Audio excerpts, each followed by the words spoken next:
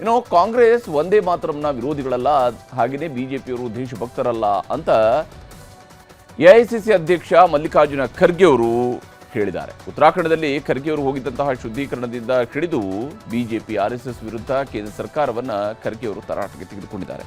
ಕಲಬುರಗಿಯ doctor SM. Pandit ರಂಗಮಂದಿರದಲ್ಲಿ ಇವತ್ತು ಮಲ್ಲಿಕಾರ್ಜುನ ಖರ್ಗೆ ಅವರ ಅಭಿನಂದನಾ ಗ್ರಂಥ ಬಿಡುಗಡೆ ಕಾರ್ಯಕ್ರಮ ಹಮ್ಮಿಕೊಳ್ಳಲಾಗಿತ್ತು. ಸಾಮಾಜಿಕ ನ್ಯಾಯಕ್ಕಾಗಿ ಖರ್ಗೆ ಅವರು ನಡೆಸಿರುವಂತಹ ಹೋರಾಟಗಳ ಬಗ್ಗೆ ಪ್ರೊಫೆಸರ್ ಸುಖದೇವ್ ಥೋರಾಟ್ ಹಾಗೂ ಚೇತನ್ ಶಿಂಧೆ ಪುಸ್ತಕವನ್ನು ಬರೆದಿದ್ದರು. ಅದರ ಕನ್ನಡದ ಅನುವಾದವಾದ ಧೀಮಂತ ದೂರಿನ ಪುಸ್ತಕವನ್ನು ಖರ್ಗೆ ಅವರೇ ರಿಲೀಸ್ ಮಾಡಿದರು. ಇದೇ ಕಾರ್ಯಕ್ರಮದಲ್ಲಿ ಒಂದೇ ಮಾತರಂ ವಿಚಾರ, ಉತ್ತರಾಖಂಡದಲ್ಲಿ ನಡೆದಂತಹ ಕಾರ್ಯಕ್ರಮದ ಜಾಗವನ್ನು ಖರ್ಗೆ ಅವರು ಬಂದಿದ್ರು ಅನ್ನುವಂತಹ ಕಾರಣಕ್ಕಾಗಿ ಶುದ್ಧೀಕರಣ ಮಾಡಿದ್ದನ್ನು ಪ್ರಸ್ತಾಪಿಸಿ ಮಲ್ಲಿಕಾರ್ಜುನ ಖರ್ಗೆ ಅವರು ಕೇಂದ್ರ ಸರ್ಕಾರದ ವಿರುದ್ಧ ವಾಗ್ದಾಳಿ ನಡೆಸಿದ್ದಾರೆ. ನಾವು ಒಂದೇ ಮಾತರಂ ವಿರೋಧಿಗಳಲ್ಲ.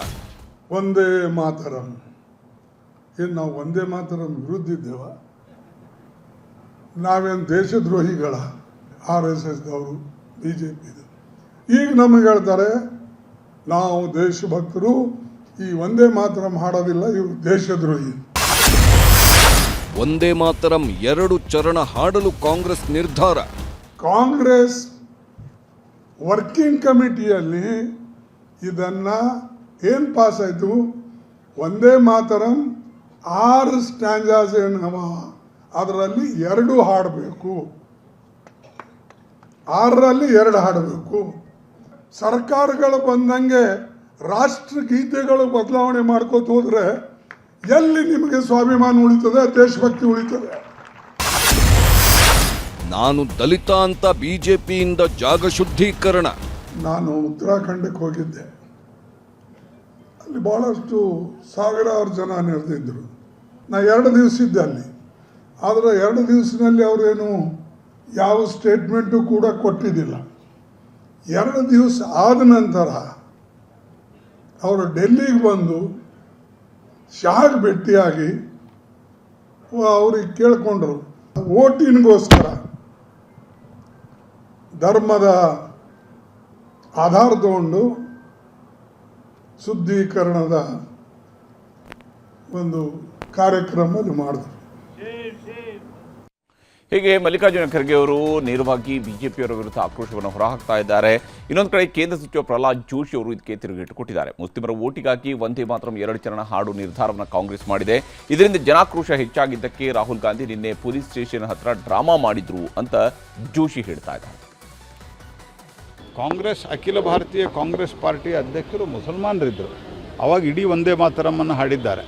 ದೇಶದ ಪಾರ್ಲಿಮೆಂಟಿನ ಮೂಲಕ ಮಾಡಿದಂಥ ಕಾನೂನಿನ ಗೌರವ ಕೊಡೋದು ಬಿಟ್ಟು ತನ್ನ ವೋಟ್ ಬ್ಯಾಂಕ್ ಪೊಲಿಟಿಕ್ಸ್ಗಾಗಿ, ತುಷ್ಟೀಕರಣದ ರಾಜಕಾರಣಕ್ಕಾಗಿ ಇವರು ಯಾವ ಹಂತಕ್ಕೆ ಇಳಿತಾರೆ?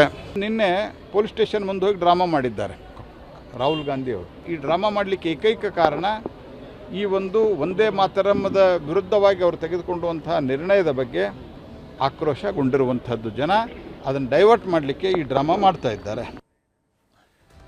ಇಷ್ಟಕ್ಕೆ ಬಿಜೆಪಿಯವರು ಸುಮ್ಮನಾಗಿಲ್ಲ. ಇವತ್ತು ಬಿಜೆಪಿ ರಾಷ್ಟ್ರೀಯ ಅಧ್ಯಕ್ಷ ನಿತಿನ್ ನವೀನ್ ಅವರ ನೇತೃತ್ವದ ನೂತನ ಪದಾಧಿಕಾರಿಗಳ ಸಭೆಯಲ್ಲಿ ಬಿಜೆಪಿ ಕಾಂಗ್ರೆಸ್ನ ನಿರ್ಧಾರದ ವಿರುದ್ಧ ಖಂಡನಾ ನಿರ್ಣಯವನ್ನು ಅಂಗೀಕರಿಸಿದೆ.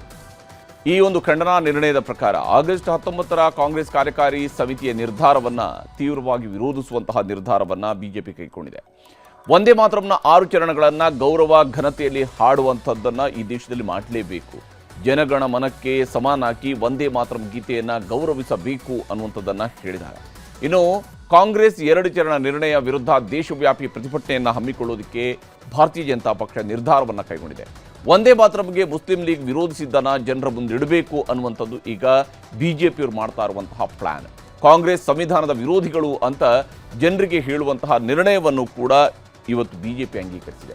ಕಾಂಗ್ರೆಸ್ನಿಂದ ಓಲೈಕೆ ಹಾಗೂ ವೋಟ್ ಬ್ಯಾಂಕ್ನ ರಾಜಕೀಯ ನಡೀತಾ ಇದೆ, ಅದನ್ನು ಪ್ರತಿಭಟಿಸಬೇಕು ಅನ್ನುವಂತಹ ನಿಟ್ಟಿನಲ್ಲಿ ಬಿಜೆಪಿ ತೀರ್ಮಾನವನ್ನು ಕೈಗೊಂಡಿದೆ. ಒಂದೇ ಮಾತರಂ ಇತಿಹಾಸ, ಅದರ ಅರ್ಥ, ಅದರ ಮಹತ್ವವನ್ನು ಸಾರೋದಕ್ಕೆ ದೇಶವ್ಯಾಪಿ ಅಭಿಯಾನವನ್ನು ನಡೆಸುವುದಕ್ಕೆ ಈಗ ಬಿಜೆಪಿಯವರು ಮುಂದಾಗಿದ್ದಾರೆ.